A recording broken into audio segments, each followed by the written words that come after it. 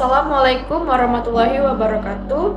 Perkenalkan, saya Tarisa Maharani dengan NIM PO 7124222023 dari Prodi Sarjana Terapan Kebidanan Poltekkes Kemenkes Palembang.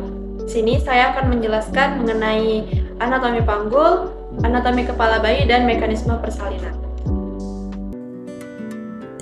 Tulang panggul merupakan serangkaian tulang yang terletak di antara tulang punggung dan kaki. Tulang panggul merupakan bagian penting bagi tubuh karena kandung kemih, organ reproduksi, dan usus terletak berdekatan dan dilindungi oleh tulang panggul. Tulang panggul terdiri atas dua bagian, yaitu bagian keras yang dibentuk oleh tulang dan bagian lunak yang dibentuk oleh otot, jaringan, dan ligamen. Tulang panggul tersusun atas dua buah tulang pangkal paha atau os kokse, satu buah tulang kelangkang atau os sakrum, dan satu buah tulang tungging atau tulang ekor atau os koksigis. Dua buah tulang pangkal paha ini terdiri dari tulang usus atau os ilium, tulang duduk atau os ischium, dan tulang kemaluan atau os pubis. Bagian atas tulang usus yang memiliki pinggiran yang tebal disebut dengan crista iliaca, yang bagian depannya terdapat tonjolan yang dinamakan spina iliaca anterior superior atau sias.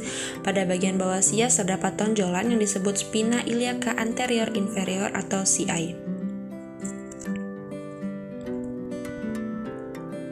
Pada bagian belakang crista iliaca juga terdapat tonjolan yang dinamakan spina iliaca posterior superior atau SIPS, dan bagian bawahnya terdapat spina iliaca posterior inferior atau CP.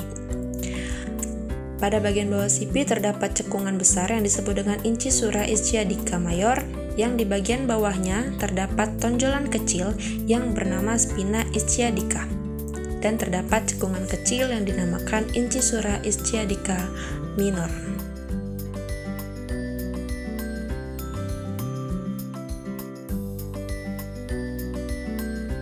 Pada os ischium terdapat batas antara panggul besar dan panggul kecil yang dinamakan linea terminalis atau linea innominata. Bagian tulang duduk yang tebal ini dinamakan tuber ischiadicum, dan pada tulang kemaluan, tulang yang membatasi dua lubang disebut foramen obturatorium, dan di samping itu juga terdapat lengkungan sendi yang disebut acetabulum. Tungkai tulang kemaluan yang berhubungan dengan tulang usus disebut dengan ramus superior ossis pubis. Sedangkan tungkai kemaluan yang berhubungan dengan tulang duduk disebut dengan ramus inferior ossis pubis. Di mana ramus kiri dan kanan yang dapat membentuk segitiga disebut dengan arcus pubis. Pada os sakrum yang berbentuk segitiga memiliki 5 ruas tulang dan 5 buah lubang yang disebut foramina sacralia anteriora yang akan dilalui oleh saraf yang akan membentuk melizosacralis.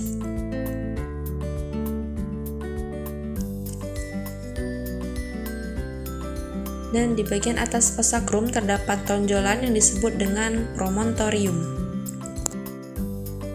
Pada bagian tengah di bagian belakang terdapat cuat-cuat berduri pada os sakrum yang disebut dengan crista sacralis. Selanjutnya itu adalah tulang tungging atau os koksigis yang memiliki 3-5 ruas tulang yang bersatu, di mana pada proses persalinan ujung tulang tungging atau os koksigis dapat ditolak sedikit ke belakang. Selanjutnya adalah anatomi kepala janin. Anatomi kepala janin terbagi menjadi 3 bagian, yaitu bagian wajah, bagian tengkorak, dan bagian sutura.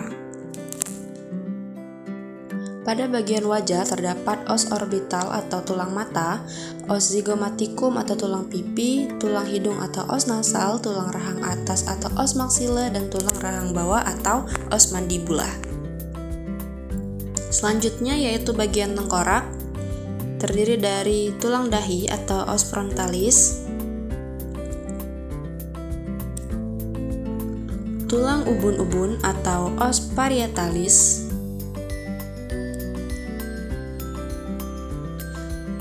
tulang belakang kepala atau os occipitalis, dan yang terakhir yaitu tulang pelipis atau os temporal.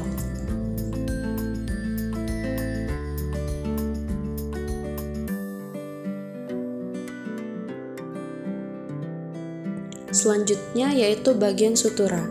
Yang pertama yaitu sutura frontalis yang menghubungkan os frontalis kanan dan kiri.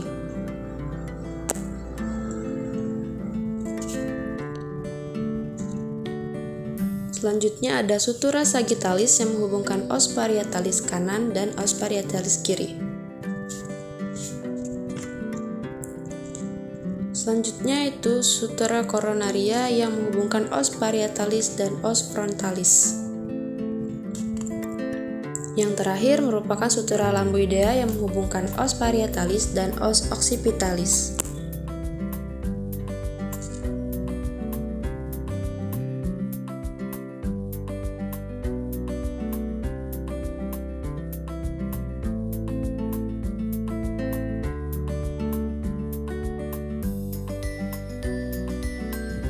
Pada anatomi kepala janin juga terdapat ubun-ubun, yaitu ubun-ubun besar yang berbentuk segi empat panjang dan ubun-ubun kecil yang berbentuk segitiga. Untuk ukuran kepala janin ada 3 bagian, yaitu muka belakang, melintang, dan melingkar. Untuk muka belakang ada suboccipitum bregmatica dengan panjang 9,5 cm.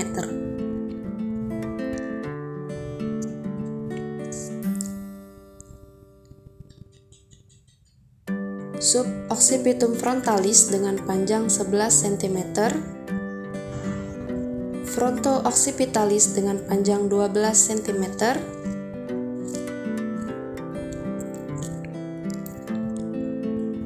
Mento-occipitalis dari dagu ke occipital dengan panjang 13 cm dan submento-bregmatica dari dagu ke bregmatica yaitu 9,5 cm.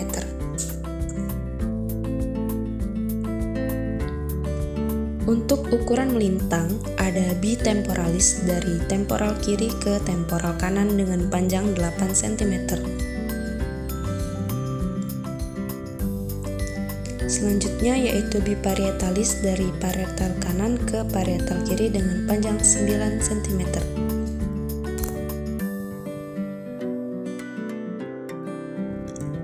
Untuk ukuran melingkar ada circumparietal suboccipitobregmatica dari occiput ke bregmatica dengan panjang 32 cm.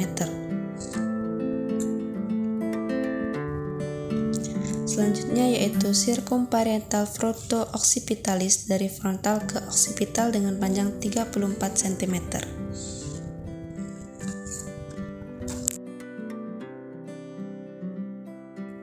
Nah, yang terakhir yaitu circumpariettalia meto-occipitalis dari dagu ke occipitalis dengan panjang 35 cm.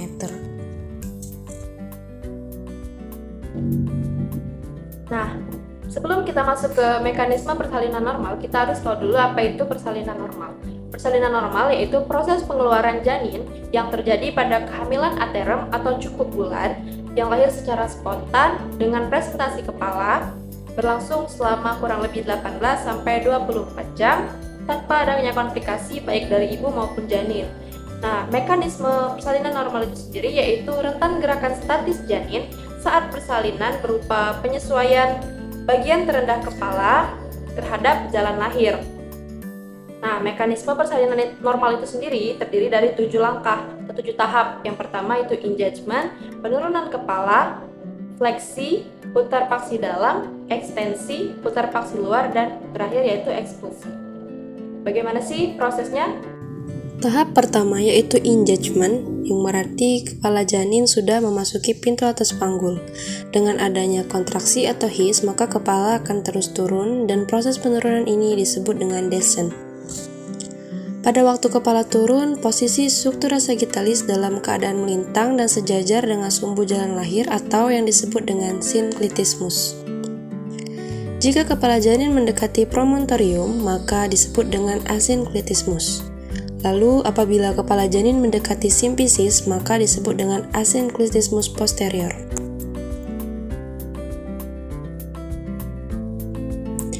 Ini adalah sinklitismus, asinklitismus, dan asinklitismus posterior. Tahap selanjutnya yaitu fleksi. Fleksi terjadi ketika kepala janin mulai mendekati bidang HOT 3 atau mendekati spina ischiadica dan menyesuaikan dengan jalan lahir. Di mana fleksi sendiri yaitu bagian dagu janin mendekati dada janin. Dikarenakan adanya kontraksi atau his, janin akan terdorong turun. Karena tertahan oleh os koksigis, maka terjadilah putar paksi dalam dan juga sekaligus menyesuaikan dengan jalan lahir. Setelah putar paksi dalam selesai, maka kepala janin akan mengalami ekstensi. Ekstensi merupakan kebalikan dari fleksi, di mana pada fleksi dagu mendekati dada janin, sedangkan pada ekstensi dagu janin menjauhi dada janin.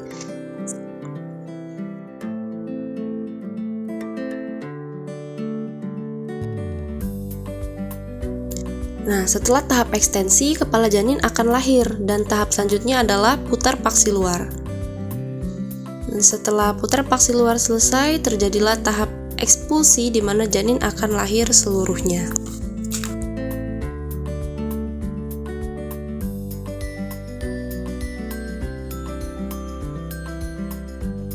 Mungkin sekian penjelasan dari saya mengenai anatomi panggul, anatomi kepala janin, dan mekanisme persalinan.